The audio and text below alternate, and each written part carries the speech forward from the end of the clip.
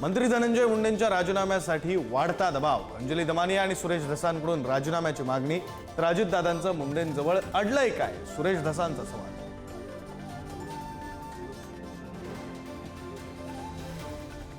खंडणीसाठी धनंजय मुंडेंच्या बंगल्यावर बैठक झाली। सुरेश धस यांचा तारीख सांगत खळबळजनक आरोप, तर माझी माहिती खोटी ठरल्यास राजकारण सोडेल, धसांचं आव्हान। उपमुख्यमंत्री एकनाथ शिंदेंना तरुणाकडून जीवे मारण्याची धमकी, सोशल मीडियावर व्हिडिओ व्हायरल, गुन्हा दाखल, पोलिसांकडून आरोपीचा शोध सुरू।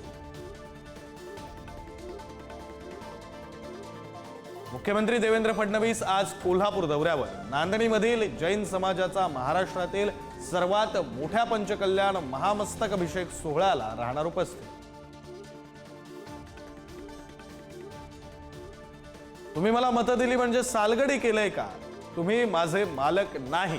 बारामतीमधील एका कार्यक्रमात उपमुख्यमंत्री अजित पवार कार्यकर्त्यांवर भडकले। भाजप नेते रमेश बिधुरींची दिल्लीच्या मुख्यमंत्री आतिशी यांच्यावर खालच्या पातळीत टीका। आतिशींनी बाब बदलल्याचं वक्तव्य, सर्वच स्तरातून टीकेची झोड उठल्यानंतर मागितली माफी।